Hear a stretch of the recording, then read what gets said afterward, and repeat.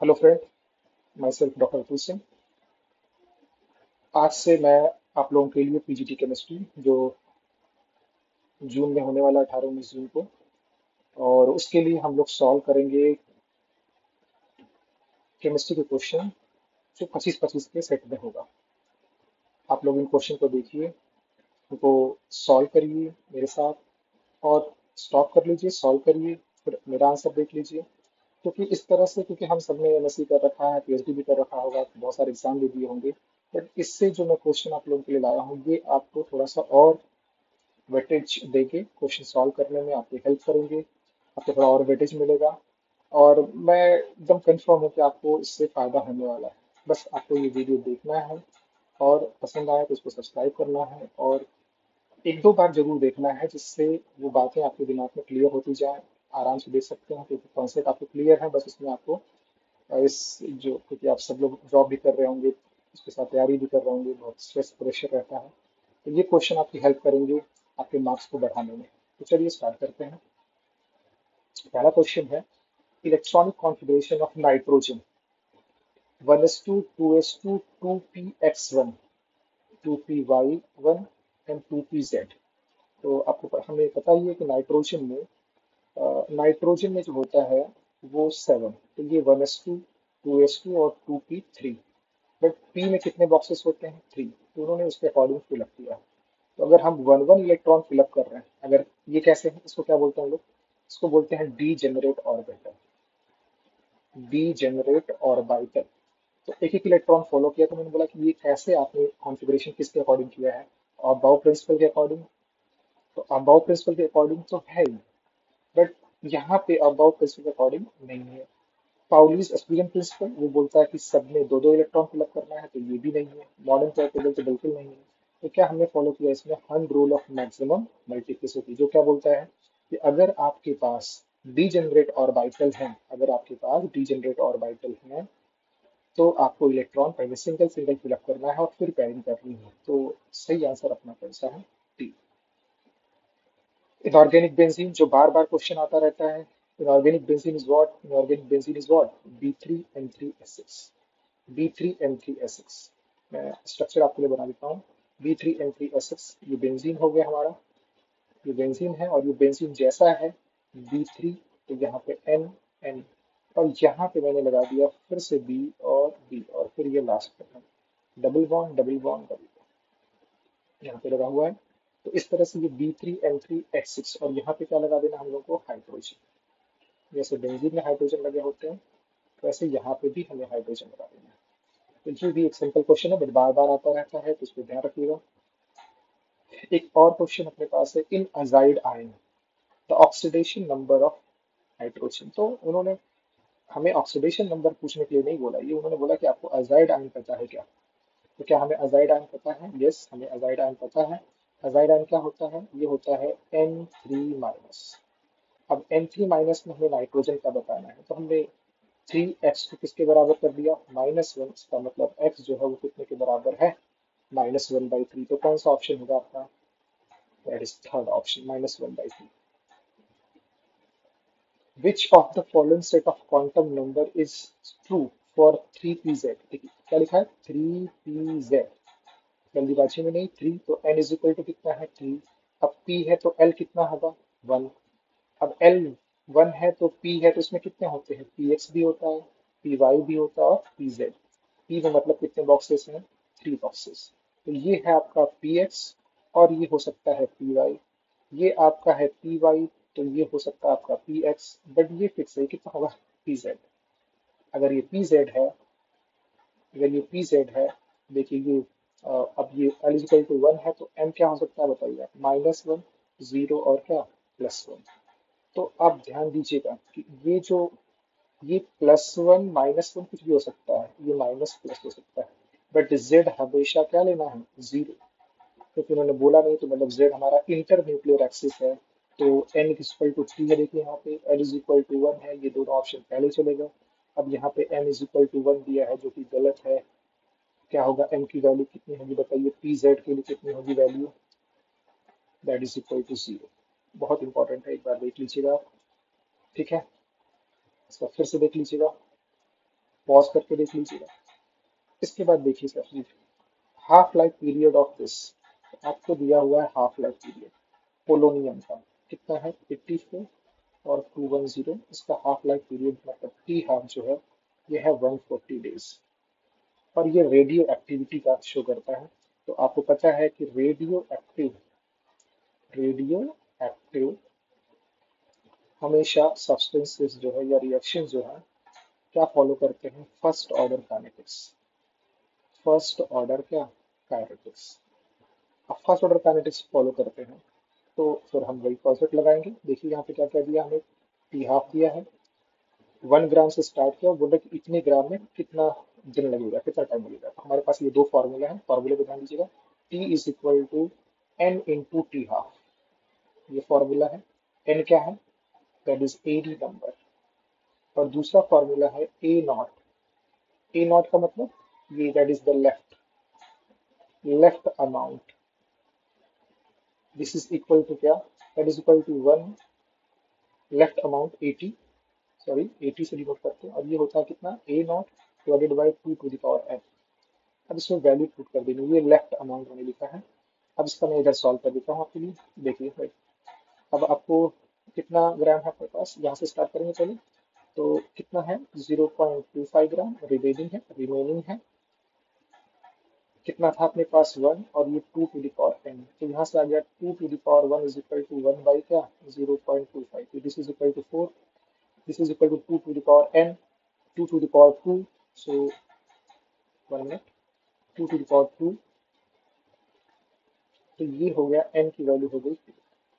तो अब आपको टी निकालना है कि भाई 1 ग्राम से 0.25 ग्राम में कितना टाइम लगेगा। तो आपके पास एन इजिकल टू 2 है, तो टी कितना हो जाएगा बताइए, 2 इंटू 140 डेज है इसका, तो ये हो गया 280 डेज।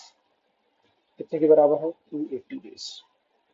ये दो फॉर्मूले, मेरा मेन जो है ये बताने का है कि आप इन दो फॉर्मूलों को याद करें, तो आपको आसानी से क्वेश्चन सॉल्व होगा जब भी आएगा ये। और ये याद रखना, रेडियो की सब्सटेंस फर्स्ट ऑर्डर काइनेटिक्स है। फर्स्ट ऑर्डर काइनेटिक्स कंप्लीट होने में कितना टाइम लगता है बताइए, इनफाइनाइट टाइम। कितना टाइम लगेगा भाई, infinite time. The total number of ions in the complex, अभी देखिए कोऑर्डिनेशन का क्वेश्चन है, तो अलग अलग वैरायटी के मैं क्वेश्चन लेके आया हूँ जिससे आपका सारे चैप्टर के, क्योंकि ऑलरेडी आपने चैप्टर कितनी बार पढ़ा होगा, पढ़ा रहे होंगे, तो बस आपसे वो थोड़ा सा उस पर आपका रिविजन टाइप का हो जाएगा। बताइए कैसे ब्रेक होगा भाई, CO NH3 6 +3 and +3 Cl minus, तो टोटल कितने आयंस आ गए, टोटल आयंस कितने हो गए 4। तो मैंने वही बोला था कि the total number of ions in the complex as determined by the conductivity measurement. इस पे भी क्वेश्चन आते रहते हैं, क्वेश्चन पूछे गए हैं, एग्जाम्स में पूछे गए हैं, इसलिए मैं आपको दे रहा हूँ। अब यहाँ पे आपके पास एक क्वेश्चन दिख रहा है, ये देखिए आपके पास है क्वेश्चन कि ammonia gas can be tested by, पेंटन रिएजेंट क्या होता है पहले तो हमें ये पता होना चाहिए, होता है Fe+2 and in presence of H2O, जो वाटर ट्रीटमेंट के लिए यूज होता है, वाटर ट्रीटमेंट में यूज होता है, ठीक है। बेयर्स रीजन हमें पता है कि अगर हमारे पास कार्बन कार्बन क्या है, डबल बॉन्ड। अगर हमें अनसैचुरेशन टेस्ट करना है और इसमें हम बेयर्स रीजन का मतलब हो गया क्या, H2O प्लस क्या, बेयर्स रीजन होता क्या है, that is 1% cold and dilute, cold and dilute KMnO4, this is known as Baeyer's reagent. और एक्चुअल में क्या ऐड करते हैं, यहाँ पे मैंने दिया हुआ है, तो क्या बन जाएगा बताइए, ये बना के देता है आपको, यहाँ पे ये आपको बना के देता है ग्लाइकॉल। क्या बना के देता है आपको, ग्लाइकॉल। दो OH हमें ऐड कर देना, देखिए H2O। तो बेयर्स रीजन जो है वो अनसैचुरेशन टेस्ट करता है, कौन सा टेस्ट करता है, अनसैचुरेशन, अल्कीन और अल्काइन के लिए अनसैचुरेशन टेस्ट। कार्ल फिशर जो रिएजेंट है वो भी ट्रीटमेंट एनवायरमेंटल ट्रीटमेंट में यूज करते हैं, मतलब साफ सफाई क्लीनिंग के लिए यूज करते हैं। कार्ल फिशर रिएजेंट में आयोडीन और वाटर के ट्रीटमेंट के लिए यूज करते हैं। अब हमारे पास बचा नेस्लर्स रिएजेंट, कौन सा रिएजेंट, नेस्लर्स। तो ये मैंने आपको बता दिया, तो इसको मैं थोड़ा सा रब करता हूँ, ठीक है। कोल्ड एंड डाइल्यूट के मैंने इसको रब कर देता हूँ मैं। अब देखिए आपका जो नेस्लर्स रिएजेंट है वो क्या होता है भाई, नेस्लर्स रिएजेंट क्या है? 1 मिनट। नेस्लर्स रिएजेंट हमारे पास क्या है? वो है KgHg। कौन सा मीडियम रहता है इनका? Alkaline medium. और इसमें जब हम अमोनिया डालते हैं, अमोनिया प्रेजेंस होगा तो ये इसके साथ रिएक्शन करेगा और क्या बनाएगा? ये बनाएगा HgOH। एक साइड में क्या ऐड करेंगे? NH2, और इधर ऐड करेंगे आर। ये HgOH देखिए बुलाने के लिए, तो ये उसको बोलते हैं मीलोन्स बेस। क्या बनाता है ये? मीलोन्स बेस। तो पहले तो नेसलेस रीजेंट याद होना चाहिए हमें। फिर ये बनाता क्या है? मीलोन्स बेस। और किसके लिए यूज होता है? अमोनिया को पकड़ने के लिए यूज होता है। तो ये भी एक अच्छा क्वेश्चन है, इस पर ध्यान दीजिएगा। ठीक है। In which of the following coordination compounds the magnetic moment would be maximum? अभी हम लोगों ने निकाला था चार्ज। तो जिसमें जिसमें नंबर ऑफ आयंस क्या होंगे? Ions will be, number of ions will be क्या? मैक्सिमम अगर होंगे तो मैग्नेटिक मोमेंट वुड बी। मैं अच्छा मैग्नेटिक मोमेंट पूछा, मैं नंबर ऑफ आयंस का सोच रहा हूँ। मैग्नेटिक मोमेंट उन्होंने पूछा मैक्सिमम। तो मैग्नेटिक मोमेंट के लिए, म्यू के लिए हमें क्या चाहिए? कोऑर्डिनेशन में म्यू के लिए क्या चाहिए? नंबर ऑफ क्या? Unpaired electron. क्या चाहिए? Unpaired electron. अब अनपेड इलेक्ट्रॉन देखिए बेटा भाई, यहाँ पे पहले हम इसका चार्ज निकालें। नंबर ऑफ अनपेड इलेक्ट्रॉन चाहिए। म्यू जो है वो किस पे डिपेंड करता है? Number of unpaired electron. Formula क्या होता है आपको पता है? N n+2 bourse magneton.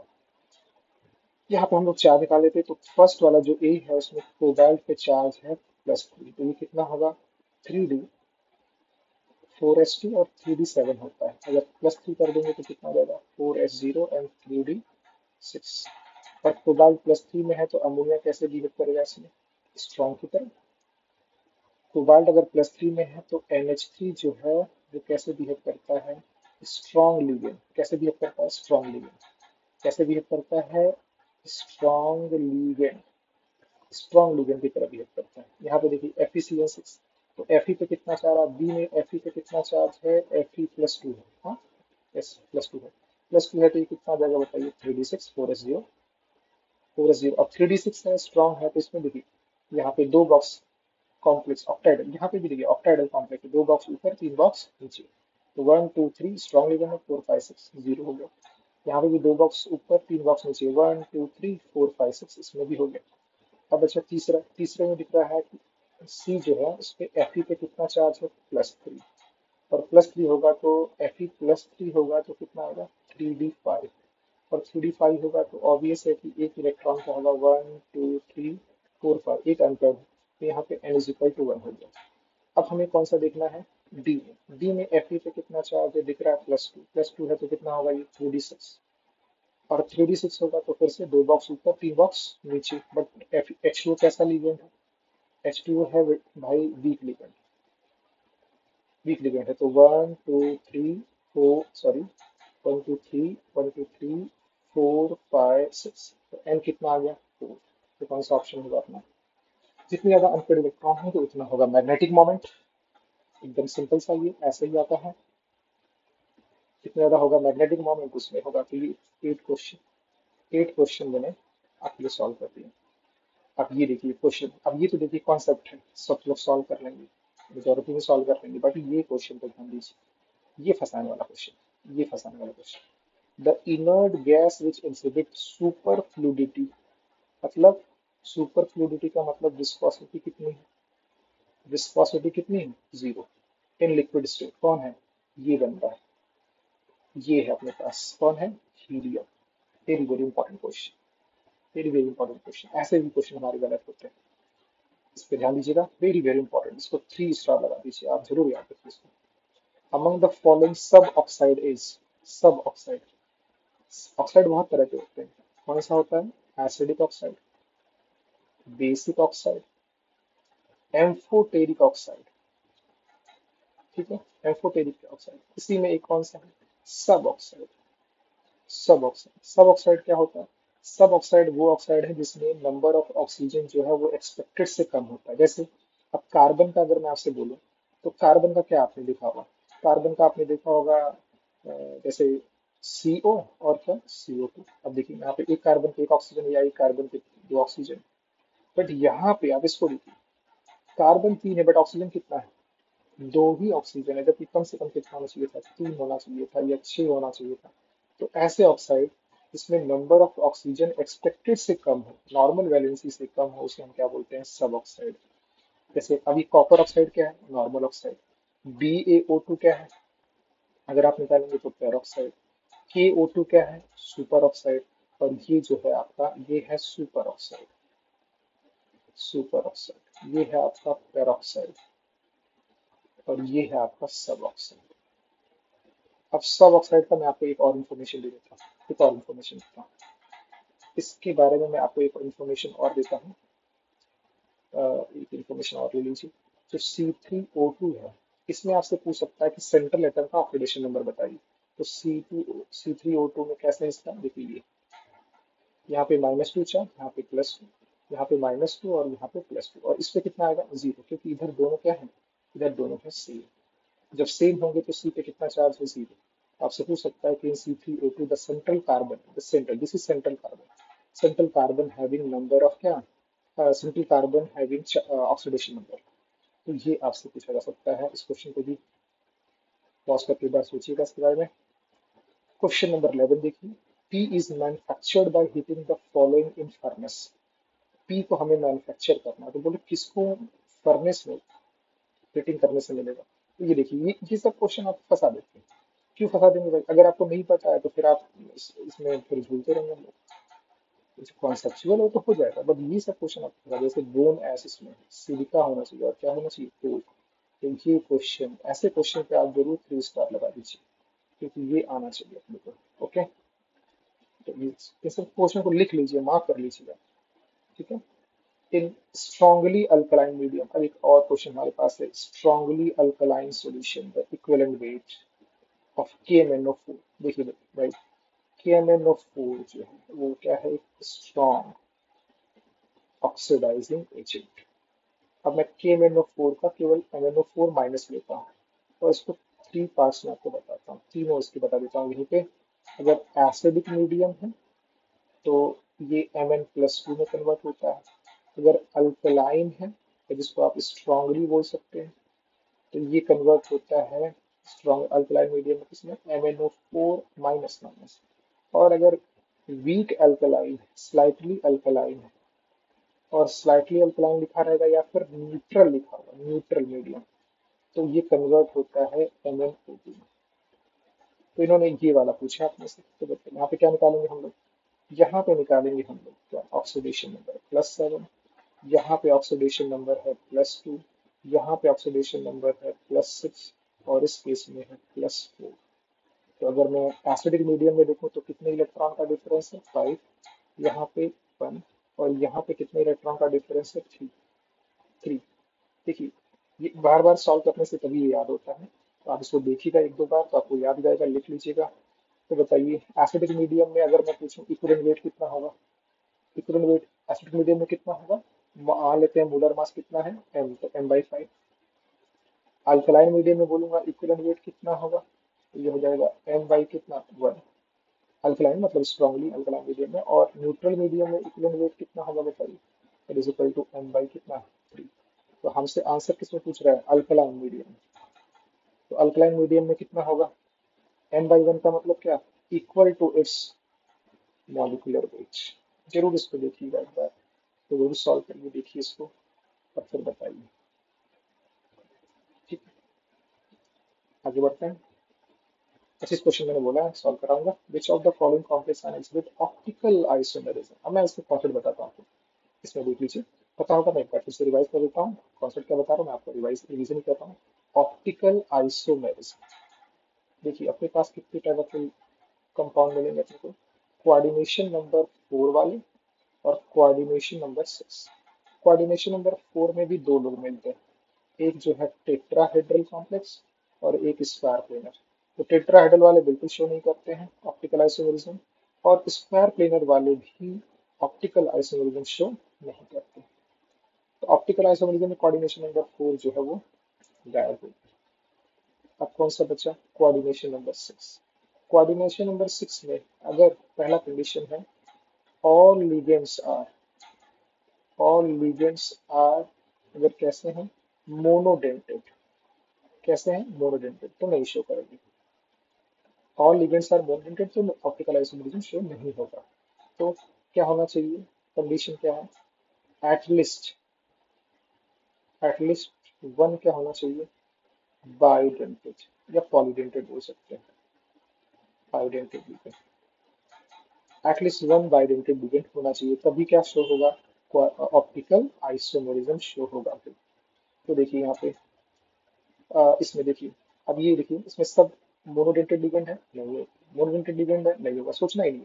और हाँ, अब इसके बाद देखिए, अब यहाँ पे ट्रांस है और यहाँ पे क्या है सिस, तो ऑब्वियस है कंडीशन नंबर 6 है, एटलीस्ट इसमें भी देखिए, इसमें भी एक पॉलीडेंटेड है, इसमें भी पॉलीडेंटेड है, बट ये ट्रांस है, तो ट्रांस है तो क्या होगा फिर, नहीं शो करेगा। और क्योंकि इसमें क्या है, इसमें क्या है, plane of symmetry, plane of symmetry, plane of symmetry पहले तो ये देखिए, कोऑर्डिनेशन नंबर 4 में नहीं देखना है, कोऑर्डिनेशन 6 में सारे लिगेंड क्या है मोनोडेंटेड है, नहीं देखना है, और 6 में अगर एक भी पॉलीडेंटेड है तो शो करेगा। हाँ ट्रांस है तो उसमें प्लेन ऑफ सिमेट्री, भाई इतना तो हमें ध्यान ही देना है। कौन सा ऑप्शन होगा,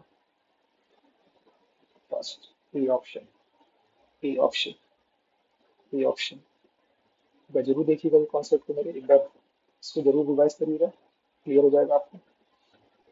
अब इसके बाद आपके पास which of the following oxy acids of phosphorus reduces silver nitrate to silver, हमें सिल्वर नाइट्रेट का मतलब Ag प्लस को क्या करना है, रिड्यूस करना है। इसका मतलब जो ऑक्सी एसिड होगा, ऑक्सी एसिड होगा उसमें फॉस्फोरस विल क्या, ऑक्सीडाइज, फॉस्फोरस का ऑक्सीडेशन होना चाहिए फिर, क्योंकि ये सामने वाले को रिड्यूस कर रहा है तो ऑक्सीडेशन होना चाहिए। ऑक्सीडेशन कब होगा, ऑक्सीडेशन कब होगा फॉस्फोरस का, जब फॉस्फोरस हाईएस्ट ऑक्सीडेशन स्टेट में नहीं होगा। बस हमें यही देखना किसमें वो हाईएस्ट ऑक्सीडेशन स्टेट में नहीं है, बस हो गया क्वेश्चन। तो S3PO4 में अगर मैं P पे निकालूंगा तो कितना आएगा, +5, P2O7 में अगर करूंगा तो -2, यहाँ पे X हो गया, यहाँ पे +1, ये हो गया 4 plus 2x -14 is equal to 0, 2x is equal to 10, x is equal to देखिए +5, इधर भी +5 हो गया, तो ये भी अपने फास्फोरस का हाईएस्ट ऑक्सीडेशन स्टेट है तो ये भी शो नहीं कर सकता खुद अब फास्फोरस या नाइट्रोजन अगर +5 ऑक्सीडेशन स्टेट में है तो उनसे इससे ज्यादा उनका ऑक्सीडेशन नंबर नहीं हो सकता। सिंपल कॉन्सेप्ट है कि जब कोई एलिमेंट अपने हाईएस्ट ऑक्सीडेशन स्टेट में होता है तो उसका फर्दर ऑक्सीडेशन पॉसिबल नहीं है। जैसे फास्फोरस के लिए highest oxidation state, highest oxidation state कितना है, +5, और लोवेस्ट कितना होगा, उसकी वैलेंसी के बराबर कितना, -3। तो अब ये +5 में है तो ये भी नहीं ऑक्सीडाइज हो सकता। यहाँ पे देखिए, यहाँ पे -2 और +1 तो 3 और 6, और 3 चला गया तो यहाँ पे करेंगे तो हमारे पास अगर 3 + x -6 इज इक्वल टू 0, तो x is equal to +3। Yes, यहाँ पे दिख रहा है ये +3 स्टेट में है, +3 स्टेट में। और यहाँ पे अगर आप फिर से निकालेंगे तो +5 आएगा। इसका मतलब है कि केवल जो सी ऑप्शन है उसी में वो ऑक्सीडाइज हो सकता है। इसका मतलब ये है केवल S3PO3 ही सिल्वर नाइट्रेट को रिड्यूस करेगा, तभी वो फास्फोरस को क्या कर सकता है, तभी फास्फोरस अपने को खुद को ऑक्सीडाइज कर सकता है। ओके, इस पे ध्यान दीजिएगा, मैंने क्या बोला कि जब कोई एलिमेंट अपने हाईएस्ट ऑक्सीडेशन स्टेट में होगा तो फर्दर उसका ऑक्सीडेशन नहीं होगा, तो केवल कैसे बिहेव करेगा, ऑक्सीडाइजिंग एजेंट की तरह। और जब कोई एलिमेंट अपने लोवेस्ट ऑक्सीडेशन स्टेट में होता है तब उसका फर्दर रिडक्शन नहीं हो सकता, अब वो केवल ऑक्सीडाइज ही हो सकता है, तब वो कैसे बिहेव करेगा, रिड्यूसिंग एजेंट की तरह। एक बार इस मेरे स्टेटमेंट को फिर से सुनिएगा रिवाइंड करके, फिर आगे बढ़िएगा तो आपको बहुत हेल्प मिलेगा इसमें। यहाँ पे है एक a certain radioisotope having half life कितना है 10 days to decay to give helium 1 gram atom, 1 gram atom दिया, बड़ा बड़ा इंटरेस्टिंग है यहाँ पे 1 ग्राम एटम। अब 1 ग्राम एटम का मतलब हुआ, यही इंपॉर्टेंट है, 1 ग्राम एटम का मतलब हुआ कि 1 मोल दिया of the radio active isotope is kept for 30 days। Half life कितना है बताइए, 10 days, कितने दिन के लिए रखें, 30 days। The amount of helium accumulated would occupy, कितना था आपके पास, a certain radioactive isotope having half-life 10 to decay to give helium if 1 gram atom of मतलब जो आपका रेडियो एक्टिव सब्सटेंस है वो डीके होके क्या देता है, हीलियम। ये कितना मोल है आपके पास, 1 मोल। तो ये कितना देगा, 1 मोल। ठीक है, 1 मोल। तो वो बोल रहा है कि 30 दिन के बाद the amount of helium accumulated. तो बताइए, हाफ लाइफ इनका है। देखिए देखिए, अब half life T is equal to, भी मैंने फॉर्मूला बताया था, एन इंटू क्या, टी हाफ। तो यहाँ पे एन कितना हो जाएगा, 30/10, दैट इज इक्वल टू 3। अब देखिए कितना रेडियो एक्टिव सब्सटेंस बचेगा, ध्यान दीजिएगा। कितना बचेगा, मतलब 80 कितना होगा, ए कितना है 1, और ये 2 के पावर में 3। अभी फॉर्मूला मैंने बताया था क्या, 80 is equal to A naught divided by 2 to the power N. N यहाँ से हमने निकाल लिया, 3। तो कितना है आपके पास, मतलब ये रेडियो एक्टिव सब्सटेंस इनिशियल कितना है, देखिए इनिशियल कितना है 1। अब ये कितना बचा है, 1/8 लेफ्ट है। तो कितना ये कन्वर्ट हुआ होगा हीलियम में, बताइए, 7/8 मोल। 7/8 मोल। वैसे रेडियो एक्टिव सब्सटेंस है, ये आपको दिया हुआ है, ये गिवन है, कितना है, 1 मोल। तो बताइए 3 हाफ लाइफ के बाद वो कितना बचेगा, 1/8। तो कितना कन्वर्ट हुआ हीलियम में, 7/8। 7/8। स्टार्टिंग में इसको हम 0 मान लेते हैं, स्टार्टिंग में कितना मान लेते हैं इसको, एक मिनट नीचे। स्टार्टिंग में मैं इसको इसको स्टार्टिंग में हम लोग कितना मान लेते हैं, अच्छा लीजिए, ठीक है, स्टार्टिंग में हम इसको कितना मान लेते हैं, 0 है। अब ये 1 मोल गिवन था, उसमें से कितना बचा है, 1/8, कितना कन्वर्ट हुआ इतना। अब हमें हीलियम का क्या बताना है, वॉल्यूम। तो बताइए, हीलियम गैस एसटीपी बनी है, तो वॉल्यूम कितना होगा हीलियम गैस का। कोई गैस का अगर 1 मोल होगा तो कितना वॉल्यूम होता है, 22.22,400। तो वॉल्यूम ऑफ हीलियम कितना होगा, 7/8 मोल है, इंटू क्या, 22,400। तो इसको अगर हम लोग सॉल्व करेंगे तो 8 से तो ये आ जाएगा आपका 16, 6, ये इतना आ गया। इसको मल्टीप्लाई करेंगे तो ये आ जाएगा 16,000। ये कितना हो जाएगा, 168,000। हाँ, 168। तो ये हो जाएगा 0, 0, 6 और 9, 960 हो जाएगा, 19,600 सिंपल। ठीक है, बात देख लीजिएगा रेडियो की सब्सटेंस का। अब ये भी एक अच्छा क्वेश्चन, ये भी एक अच्छा question. Molecular weight of sodium bromate. तो आपको मॉलिक्यूलर वेट दिया, किसका दिया है, सोडियम ब्रोमेट का, NaBrO3 का, कितना, 151। 151, molecular weight of sodium bromate is 151. What would be the amount of sodium bromate for preparing 100 ml 0.5 normal solution for this half cell reaction? इस हाफ सेल रिएक्शन से हमें कुछ दिख रहा है, यस, क्या दिख रहा है, एन फैक्टर किसका, सोडियम ब्रोमेट का, कितना है, 6। और कितना ml प्रिपेयर करना है, इतना। तो क्या पूछ रहा है, उसका अमाउंट बता दीजिए। तो बताइए नॉर्मलिटी का फॉर्मूला क्या है, नॉर्मलिटी इज इक्वल टू क्या, वेट इंटू क्या, 1000 डिवाइडेड बाय मोलर मास।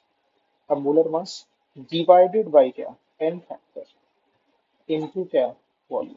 फिर से देखिए फॉर्मूला क्या है, weight into 1000 divided by equivalent weight into क्या, वॉल्यूम। बट इक्विवेलेंट वेट को हमने क्या बना दिया, molar mass by N factor. अब वैल्यू पुट करनी है, केवल वैल्यू पुट करनी है, वैल्यू पुट करनी है। देखिए एन के प्लेस पे कितना लिखना है, 0.5 यहाँ पे दिया हुआ।